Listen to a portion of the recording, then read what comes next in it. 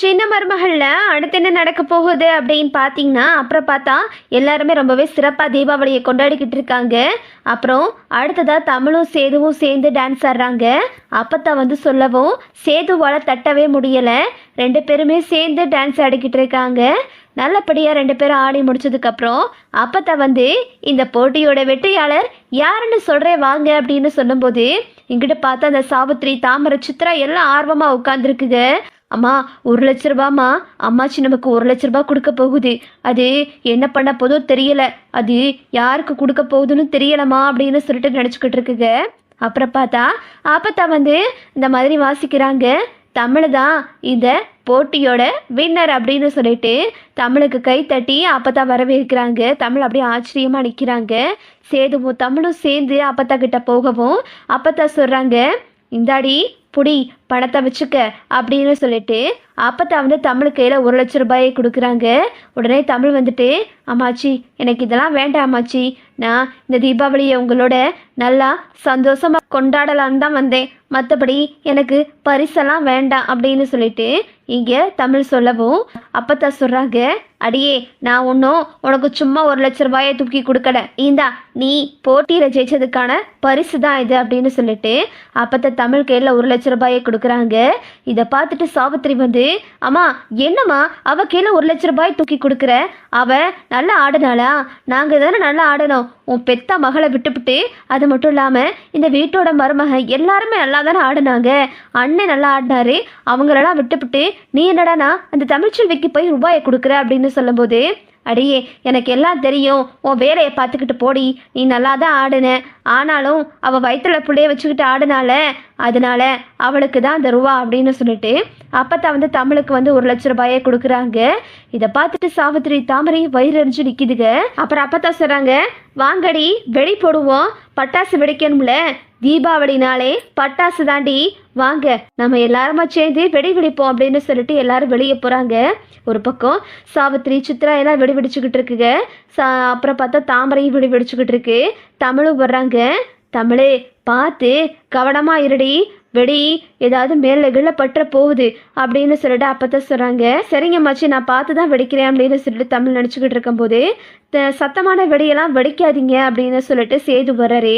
ஏன்பா சேது, நம்ம வழக்கமாக சத்தமான வெடி தானே வெடிப்போம் அப்படின்னு சொல்லிட்டு இங்கே சாவித்திரி சொல்லுது. அது வேண்டாம் அப்படின்னு சொல்லிட்டு சேது வந்து எதுவுமே பேசாமல் சொல்லிக்கிட்டே இருக்காரு. அப்புறம் பார்த்தா அப்பத்தா சொல்கிறாங்க, ஓஹோ பேராண்டி இப்படி சொல்கிறானோ, ஆமாண்டி அவன் சொல்கிறதும் சரிதான், அவ வயிற்றுல புள்ள வச்சிருக்கா, சத்தமான வெடியெல்லாம் வெடிச்சா புள்ள பயந்துரும்ல, அதனால தான் அவன் தான் பிள்ளைய மனசில் வச்சுக்கிட்டு இப்படி பேசுகிறேன் அப்படின்னு அப்பத்தா சொல்லவும், அதெல்லாம் ஒன்றும் கிடையாது, எனக்கு கொஞ்சம் தலை வலிக்குது, அதனால தான் சத்தமான வெடியெல்லாம் வேண்டான்னு சொன்னேன் அப்படின்னு சேது சொல்கிறாரு. சரி சரிடா போதும் போதும் நீ நடிச்சதெல்லாம் அப்படின்னு சொல்லிட்டு அப்பத்தான் சொல்கிறாங்க. இதை பார்த்துட்டு சாவித்திரி வந்து, பாத்தியாடி இவனை வயிற்றுல இருக்க புள்ளைக்கு தான் அப்பா இல்லைன்னு சொல்கிறான், இப்போ என்னடானா வெடி வெடிச்சா புள்ள பயந்துரும்னு சொல்லிட்டு வெடியவே வெடிக்கக்கூடாதுங்கிறான், இவன் என்ன நினச்சிக்கிட்டு இருக்கானே நமக்கு தெரியலை அப்படின்னு சொல்லிட்டு நினச்சிக்கிட்டு இருக்கும்போது அப்புறம் பார்த்தா தமிழ் எல்லாரும் கம்பியும் பார்த்தா அப்போ தான் பொருத்திக்கிட்டு இருக்காங்க. இங்கிட்ட பார்த்தா இந்த ஈஸ்வரி வந்துட்டு தமிழ் வந்துட்டு வெடி வெடிச்சுக்கிட்டு இருக்கும்போது தமிழோட புடவையோட முந்தானை எடுத்து அப்படியே தீயில போட்டுருது.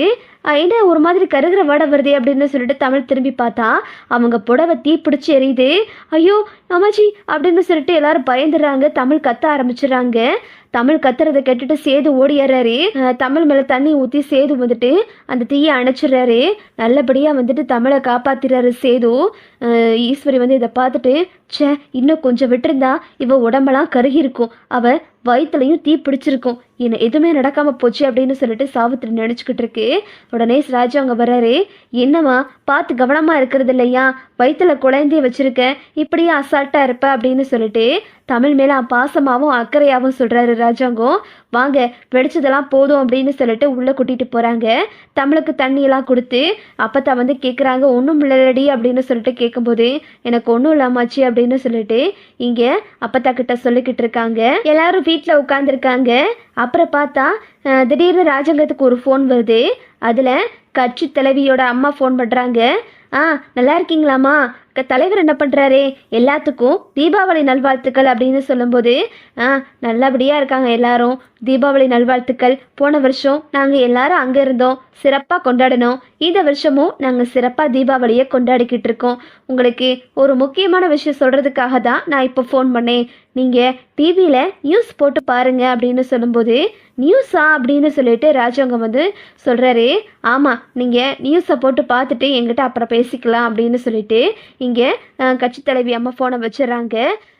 ராஜவங்க சொல்கிறாரு, ஏயா சேது, டிவியை பொடியா, கட்சி தலைவி அம்மா நியூஸில் ஏதோ முக்கியமான செய்தி ஓடுதுன்னு சொன்னாங்க அப்படின்னு சொல்லிட்டு ராஜவங்க சொல்லவும் டிவியை போட்டு பார்க்குறாங்க. நியூஸ் சேனலை வச்சா அதில் வந்துட்டு ஒரு நிகழ்ச்சி ஓடுது.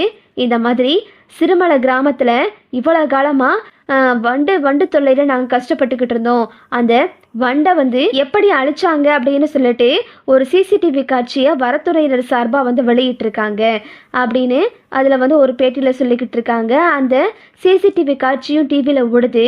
அதில் பார்த்தா தமிழ் வந்துட்டு நம்ம அந்த வண்டை அடித்து வண்டை கொன்னது, மருந்தை எடுத்தது, கஷ்டப்பட்டு அந்த காட்டுக்குள்ளே சிரமப்பட்டு அந்த மருந்தை எடுத்துட்டு வெளியே வந்தது, சேது ஒரு பக்கம் மருந்து எடுத்தது, இப்படி 2 பேரும் மருந்து எடுத்தது மாறி மாறி ஓடிக்கிட்டு இருக்கு. வர்ற வழியில் போஸ் வந்து தமிழை அடித்ததும் அதில் பதிவாயிருக்கு. அதில் சொல்லிக்கிட்டு இருக்காங்க, என்னது இந்த மாதிரி ஒரு பொண்ணை அடிச்சுட்டு அவர் மருந்து எடுத்துகிட்டு போயிருக்காரு, இதில் ஏதோ சூழ்ச்சி நடந்திருக்கு அப்படின்னு சொல்லிட்டு டிவிலையும் சொல்லிக்கிட்டு இருக்காங்க. இதை பார்த்துட்டு ராஜவங்க அதிர்ச்சி ஆகிறாரு. என்ன போஸ் இதெல்லாம் அப்படின்னு சொல்லிட்டு, ஐயோ அப்படின்னு சொல்லிட்டு போஸுக்கு வந்து அப்படியே படபடப்பாயிருது. போஸை போட்டு ராஜவங்க அடிச்சிடுறாரு. என்னம்மா நடக்குதுங்க அப்படின்னு சொல்லிட்டு ராஜவங்க கேட்கவும், ஆமாம்மாம்மா, நான் தான் போய் உங்களை காப்பாற்றுறதுக்காக மருந்து எடுத்துகிட்டு வந்தேன். மருந்து எடுத்துகிட்டு வர வழியில் என்னை யாரோ தலையில் அடித்த மாதிரி இருந்துச்சு. முழிச்சு பார்த்தா இங்கே இருக்கேன். அதுக்கப்புறம் போஸ் தான் உங்களை காப்பாற்றினதா எல்லாரும் சொல்கிறாங்க மாமா. எனக்கு ஒரு சந்தேகம் இருந்துச்சு, நான் எப்படி கீழே விழுந்திருப்பேன்னு எனக்கும் தெரியலை, அதனால தான் இந்த விஷயத்த நான் சொல்லலை அப்படின்னு தமிழ் சொல்லவும் சேது வேகமாக வந்து, இந்த விஷயத்த நீ ஏன் என்கிட்ட முன்னாடியே சொல்லலை தமிழ்கிட்ட சேது கேட்குறாரு. உடனே தமிழ் அப்படியே அமைதியாக நிற்கிறாங்க. சேது வந்து போஸை போட்டு அடிக்கிறாரு.